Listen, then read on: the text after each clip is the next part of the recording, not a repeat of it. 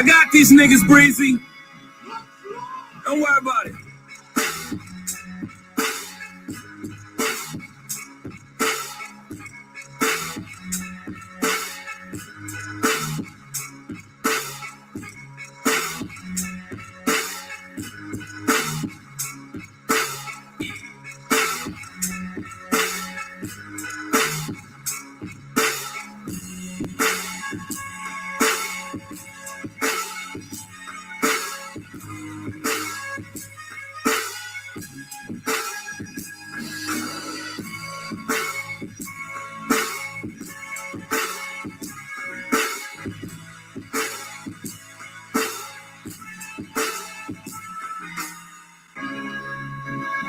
I got these niggas, Breezy.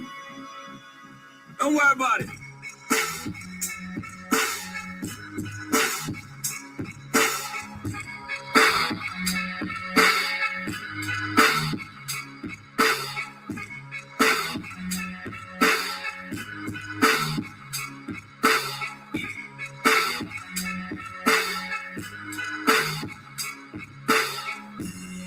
All right, everybody. This is Super Mike 2164. We're going to get into this subject. What's going on, guys? Press the thumbs up. Press the thumbs up button. Let me know that you're here. Like and share. I got these niggas, Breezy. Don't worry about it.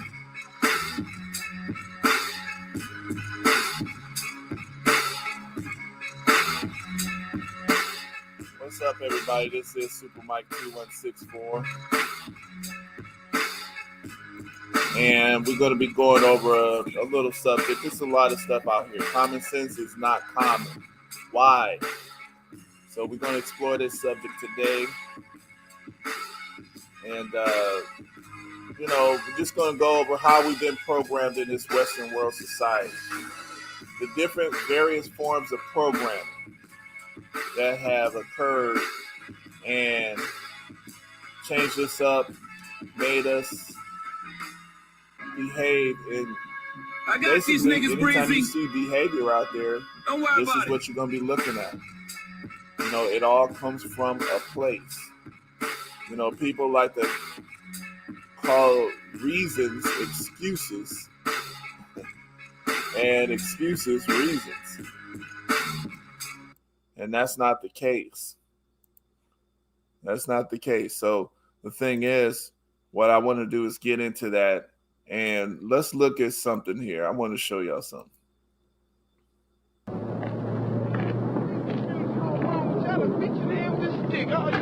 Uncle Tom niggas in the same old way, man. Y'all will come out that bad. Y'all gonna leave the community and talking about better the community. How you gonna leave the community, man?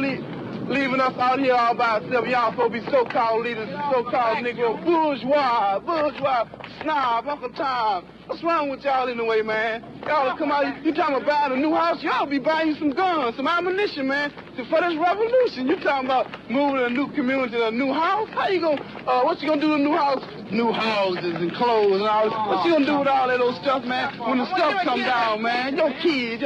What's wrong with, what about the rest of the kids, man? You ought to stay out here, man, and help somebody. So if you look at it, the black power, the pro-black person is being made to appear as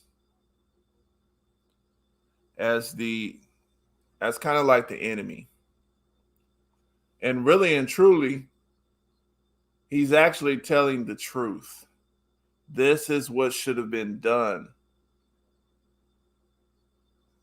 during that period of time.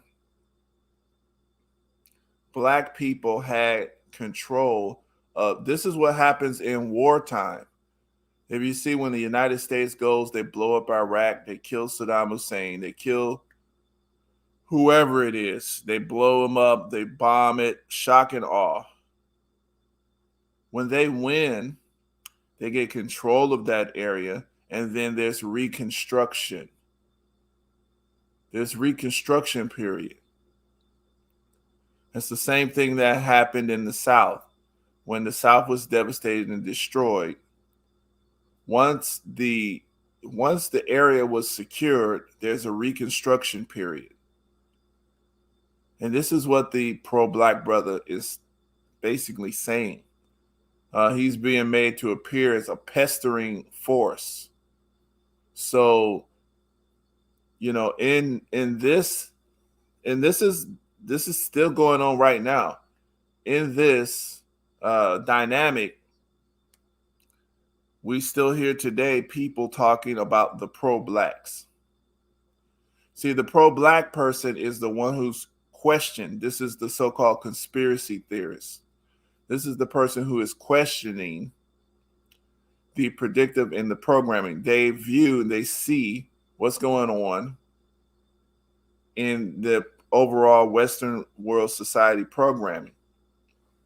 Western world society tells you to love your enemy. That don't make sense. Western world society tells you to be colorblind. Okay, how's that been working for us as the black people? Is any other people colorblind? How do they do that? Where they do that at? These are the things, these are programming real quick. This is just real basic stuff that we should be able to see. Keep your enemies close. Can't keep your enemies closer than your friends. And then they come with some little convoluted reasoning. Forgive and forget. Never do business with family. But we see white folks do business with their family all the time, making money. Never do business with friends. Don't judge. Good guys finish last. We got all of these silly type of thought processes. These are the things here that, trust in Jesus. Who is Jesus, though? They give you an image of a white man. The man is the white man. But this is what this man was talking about. We need to be aware of this stuff. We really got to be aware. Otherwise, we're not going to. Hold on a second here. Yeah, if we're not aware of how this stuff rolls, then what's going to end up happening? Let's see if this plays out the way I'm thinking.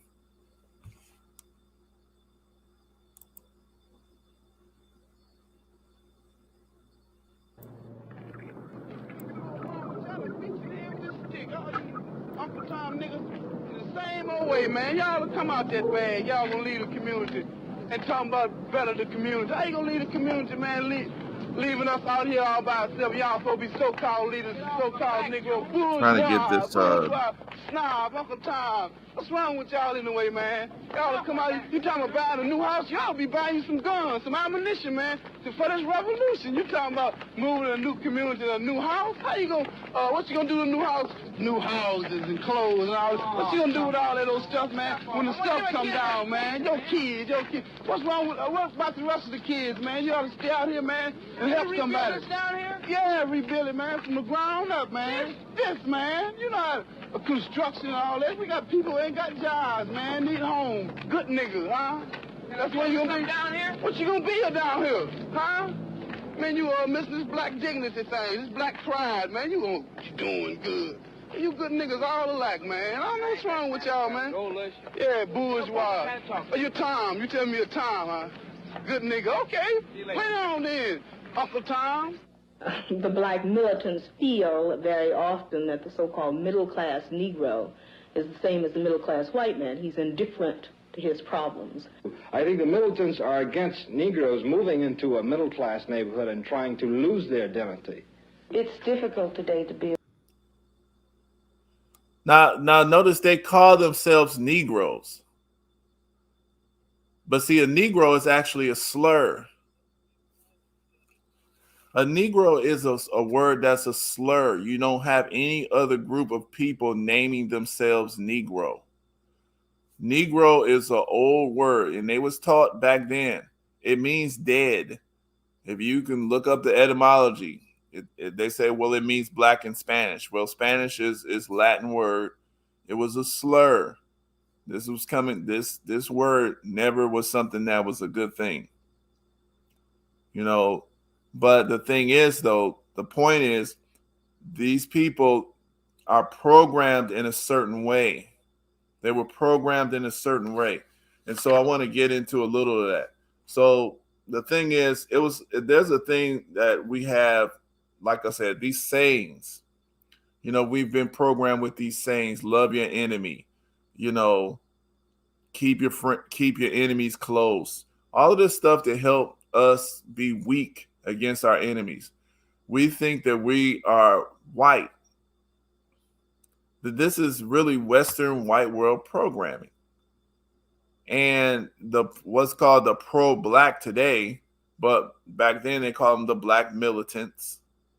But these are the people that were trying to nation build. They were trying to secure black people something that we can call our own, that we can have total control over. And at that time, the riots had just happened. The black neighborhood was what's called, it was devastated. And they still devastated. But we need the synthesis of the worker black person and the educated black person. You don't get anything done unless you have those two types of people figuring it out together, because you need muscle and you need brain power. One cannot be successful without the other. And some of us are more geared towards the muscle. Some of us are more geared towards the brain power. The muscle will destroy and take over the territory, but it's not good at managing money, rebuilding, and making the place decent, nice. Okay. The brain power is not good at taking risks. They're good at securing. They're good at managing details. These are the types of people every society has. Black folks have as well. The thing is, the black folks, our brain power, our natural non-risk takers, our stable-minded type people, they actually think they're white folks. So they wanted to integrate into the white society, but the white society has been trying to kill them forever, kill us. And so we're just going to look at just a couple seconds more of this, but I just wanted to highlight this point because it's the same thought process that we got going on right now. This is not new. But we're going to go into just a little bit on how this programming is put into us. Our people are programmed to think in self-destructive manners. And so let's look at this here. Middle class Negro, because we're sort of in between. The mass Negro, we say here, is usually hostile toward us. And also the Caucasians are also hostile to all groups, so we are a part of that hostility. Where's my briefcase, dear? I don't know. Son, where is David? I guess he's outside, Mom. Well, he's going to be late if you don't hear from him. Now, the thing is, what this man's supposed to do is you're supposed to create the place where you got people who are ready and willing to fight and secure you and your family. You're supposed to make that area nice and decent. And you had that opportunity, but now we have a thing today that's called gentrification. And so now that's kind of opportunity. It's still there, but the thing is, the people have to be reprogrammed. So I just wanted to go into this here. Let's look into this. Hold on a second here. I just want to share something. So you had this thing called nature versus nurture. If anybody ever heard of this word, nature, or this thought process, nature versus nurture.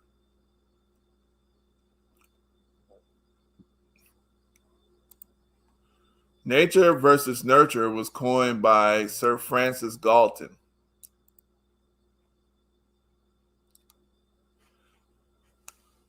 This controversial debate has existed since 1869, when the phrase nature versus nurture was coined by the English polymath, who's a mathematician, Francis Galton.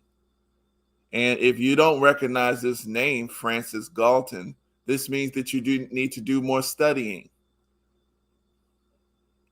This is the man who coined the term eugenics, which is a systematic genocidal society to destroy black people. So those who agree with the nature side argue that the DNA and the genotype that we are born with determine who we are and what personality and traits we will have. On the other hand, those who agree with the nurture side of the debate argue that we are born with our minds as a blank slate. Through learning, experiences, and interactions with the world around us, we begin to gain an understanding of life and acquire different attributes. This is the programming that I'm talking about. Now, actually, we know that it's actually both, because this is the one thing about, we will notice it a lot in Western world white society. They like to do a dichotomy situation. They want, it's either or. They don't actually try to understand what's actually happening. And a lot of times it's both and some other stuff. Now, Francis Galton, this is the man who came up with eugenics. His thing, this is their kind of belief here. This is something that every black person needs to be aware of. You need to be knowing who your enemy is. These are the people. Nature versus nurture is training. It is taught in schools. This man, the man who wanted to kill you, he taught you. His cousin is Darwin. You know, Darwinism, evolutionary theory. This is who's training us. This is Western thought. You see what I'm saying? We're learning from our experiences but the thing is, they kind of prevent black folks from learning from their experiences with the critical race theory, because we don't get to learn from our experiences. They hide our experiences. You see? So just a side note, so we understand this. This is the Western programming. This is the reason why your common sense ain't common. You're not thinking straight. So the origin of eugenics.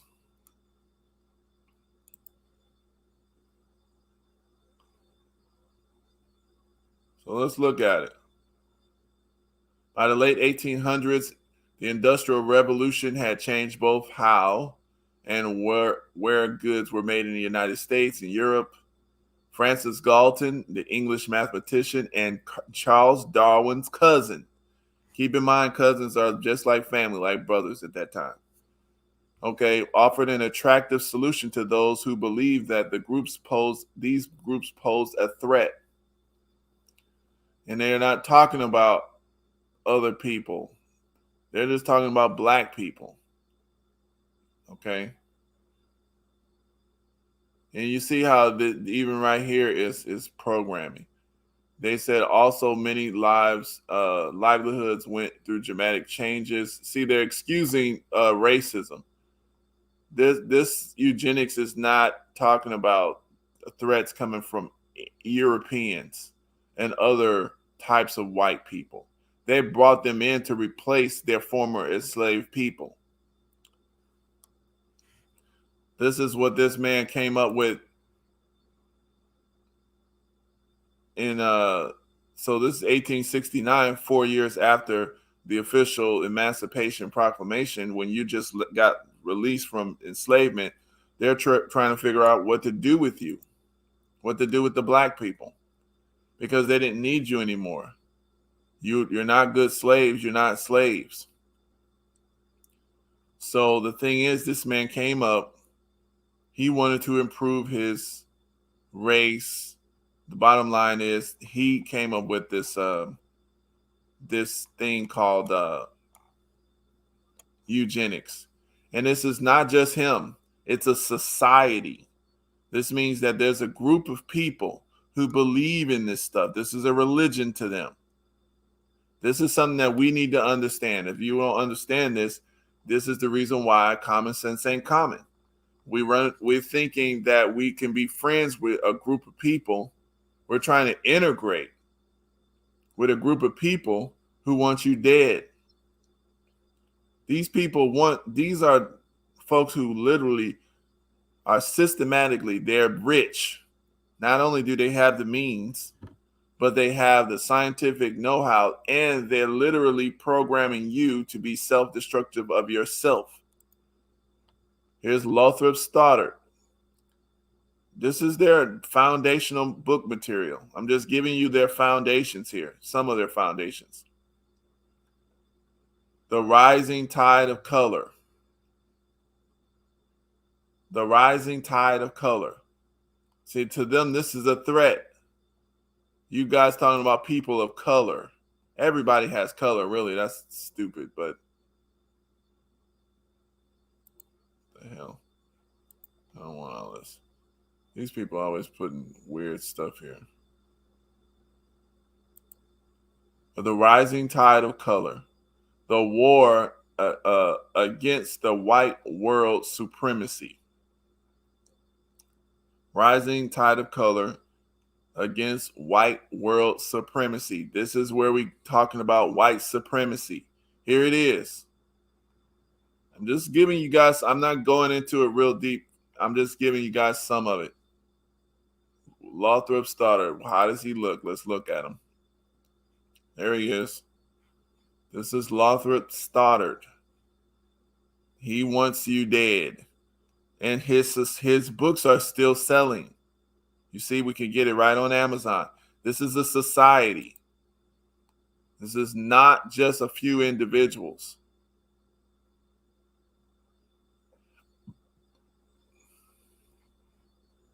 Okay, I just need y'all to understand this. This is who's programming us. This is your programming.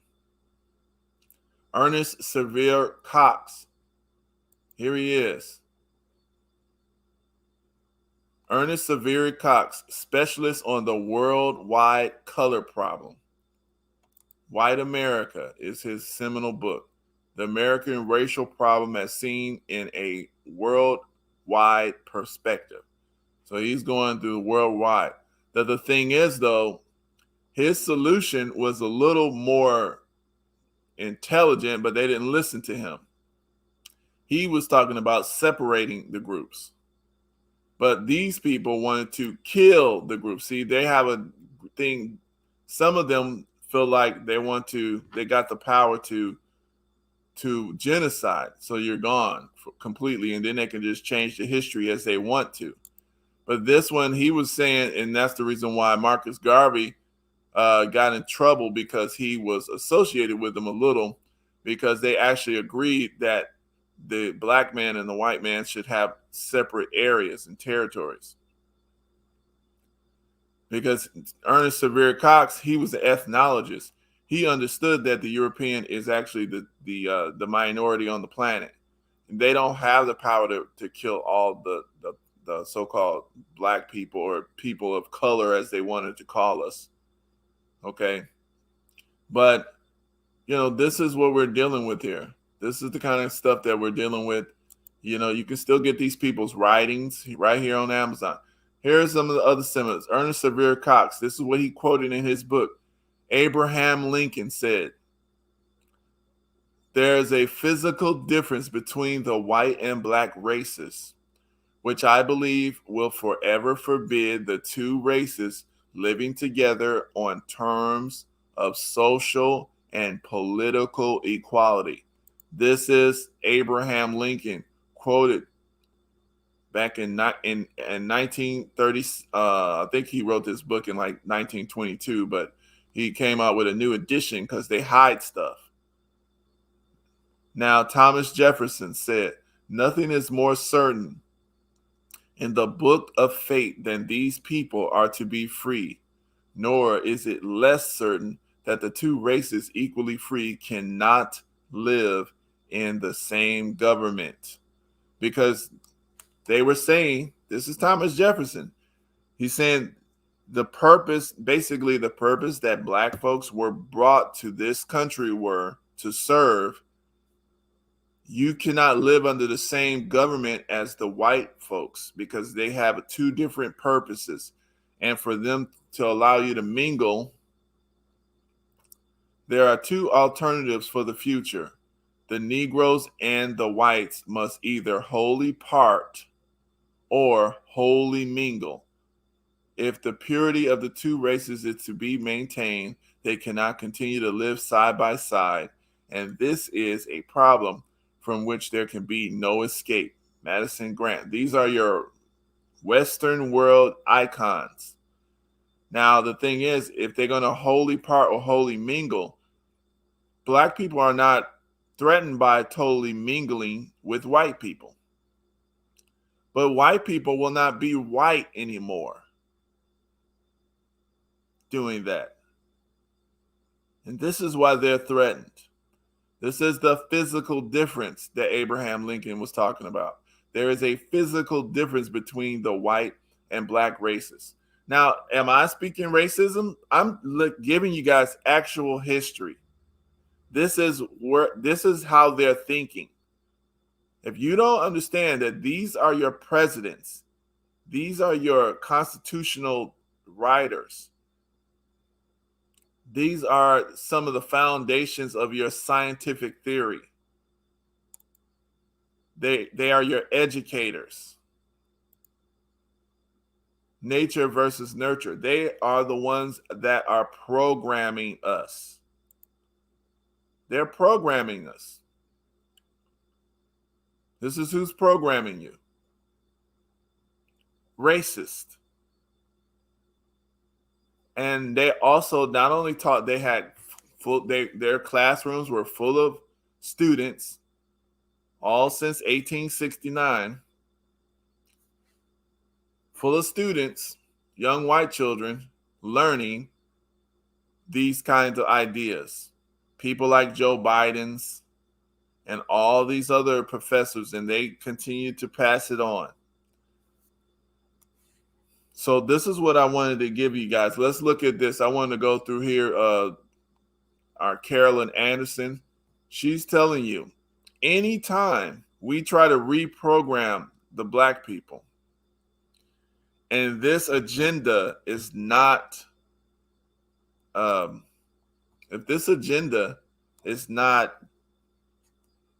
on track, you get a thing. Now, Carolyn Anderson called it white rage. This is Carolyn Anderson. She's beautiful. Follow her on Twitter. The book that I'm going to read here from is White Rage. This is Carolyn Anderson, White Rage. Now, the thing is, though, she's telling us that these folks, she noticed something. Now, the thing is, somebody else noticed it before, but every generation we're seeing this. Every generation we're seeing this here. Hold on a second.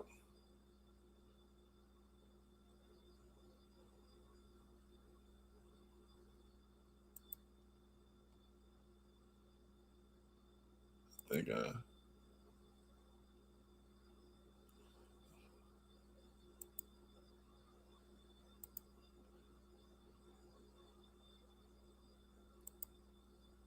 hold on a second.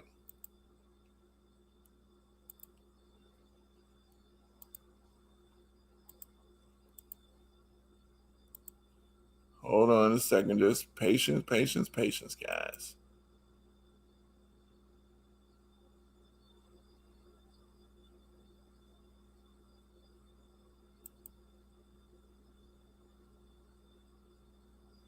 Oh, how come it won't do it?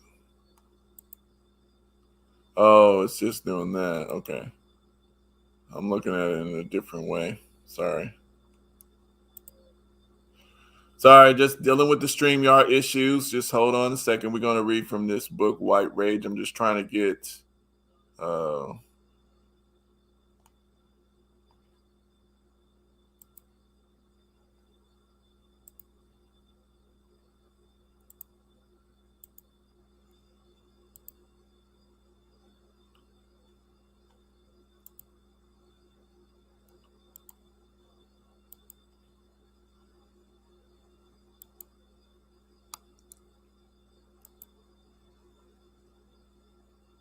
there it is. So anyway, we'll read right here. So basically, she says, in her book, White Rage. I first wrote about white rage in a Washington Post op-ed following the killing of Michael Brown and the subsequent uprising in Ferguson, Missouri. The concept started to germinate much earlier. It was the wake of another death at the hands of the police. Amadou Diallo, a West African immigrant who, stepping out of his apartment building in New York City, was mowed down by the NYPD bullets on February 4th, 1999. Though the killing was horrific enough, 41 bullets were fired, 19 of which hit their target, is what left me truly stunned.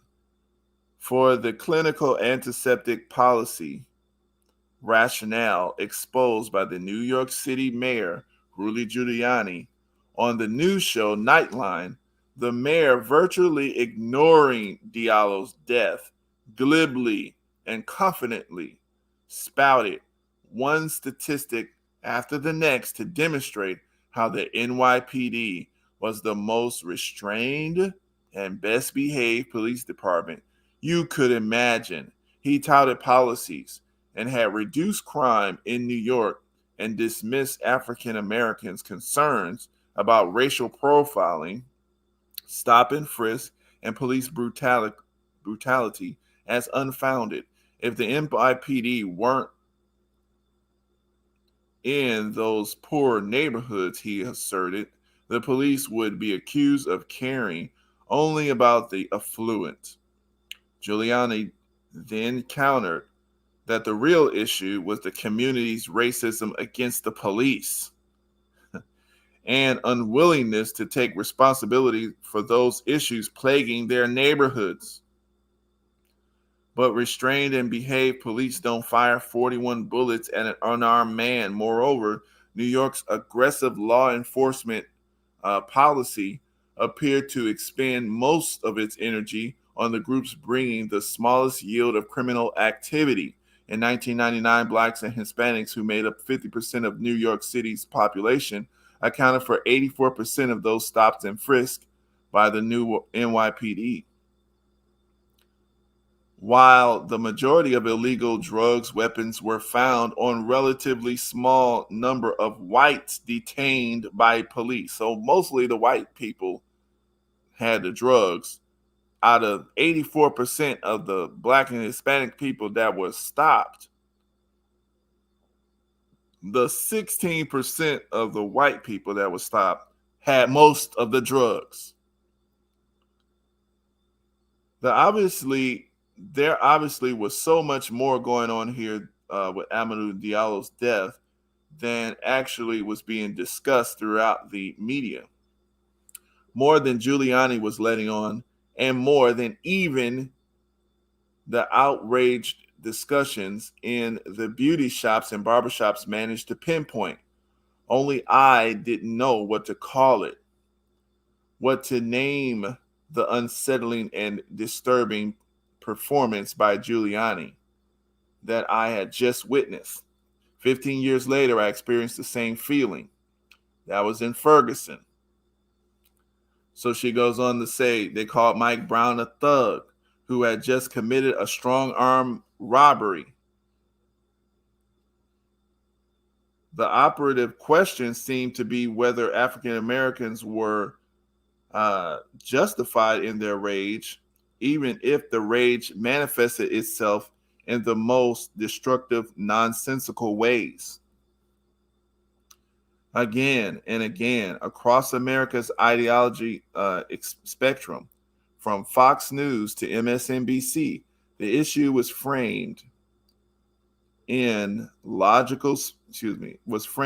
terms of black rage, which it seems to me entirely missed the point. I had previously lived in Missouri and had seen the subtle but powerful ways the public policy has systematically undercut democracy in the state. When, for example, the Brown versus Board of Education decision came down, the state immediately declared that all of its schools would be integrated, only to announce that it would leave it up to the local districts to implement the Supreme Court decision. So the thing is, movement was glacial. It took another generation of black parents fighting all the way up to the U.S. Supreme Court in search of some relief. So see, this is what I'm saying. We're trying to integrate. These are the educated black people. They're trying to integrate.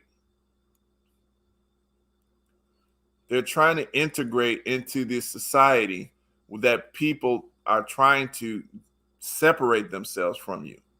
Remember the teaching, Abraham Lincoln, Thomas Jefferson, these other guys that Ernest Severe Cox put up.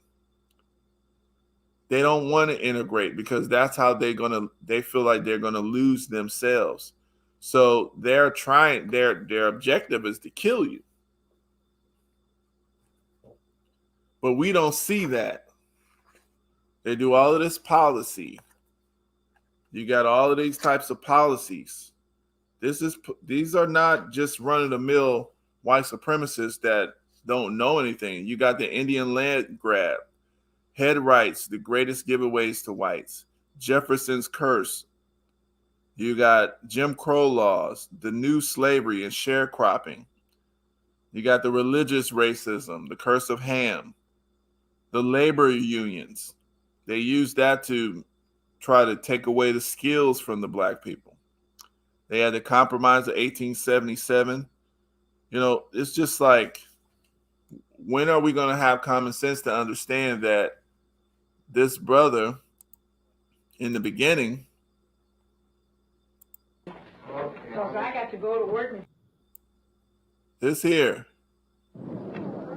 that pro-black that's hounding you. Uncle Tom niggas, in the That's same old way, irritating. man. Y'all will come out that bad. Y'all gonna leave the community and talking about better the community. How you gonna leave the community, man? Leaving us out here all by ourselves. Y'all supposed to be so-called leaders, so-called Negro bourgeois, snob, Uncle Tom. What's wrong with y'all anyway, man? Y'all will come out, you talking about buying a new house, y'all be buying you some guns. You see, you're not gonna get around doing it the old-fashioned way. If you want something, you want to control, you want equality. If you want to build something yourself, you're gonna have to do it yourself. And that's the bottom line. So that's pretty much what I want to say. We got to understand we're programmed. This is the reason why your common sense is not common.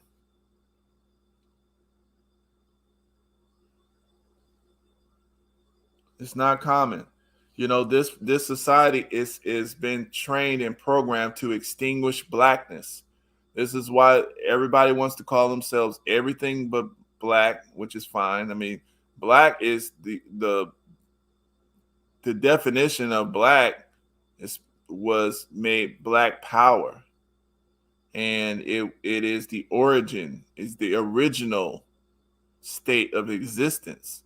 So we are being black people. It's not an actual color. It's just the original people. That's where we chose. That's why our people chose black. It doesn't go by the definition of the white people. So this is why those books and stuff, that really doesn't matter like that. But anyway, I just wanted to put that on us, and I just wanted to play that on the outgoing. We need to understand that This is how you run society. There's certain building blocks that you got to put up. You got to build your own community. You got to secure your own community. You got to take care of your own. The intellectuals and the the physical people, the people who are more into physical action type people, action oriented people, you're going to have to work together. You're going to stop arguing as much. Now, the intellectuals, you do have to stop selling out because it's easy for them to sell out. But at the same time, the people who are more into physical action and all this type of things, you don't need to be pestering and hounding and making yourself into an enemy. This is where we need to go. Ammunition, man, for this revolution. You talking about moving to a new community, a new house? How you gonna, what you gonna do in a new house? New houses and clothes and all this. What you gonna do with all that old stuff, man? When the stuff come down, man, your kids. What's wrong with, what about the rest of the kids, man? You ought to stay out here, man, and help somebody. Down here? Yeah, rebuild it, man, from the ground up, man. This, man, you know, construction and all that. We got people who ain't got jobs, man, need homes. Good niggas, huh? That's what you gonna be down here? What you gonna be down here? Huh? Man, you missing this black dignity thing, this black pride, man. You doing good. You good niggas all alike, man. I don't know what's wrong with y'all, man. Yeah, bourgeois. You're Tom. You tell me you're Tom, huh? Good nigga. Okay. Play on then, Uncle Tom. The black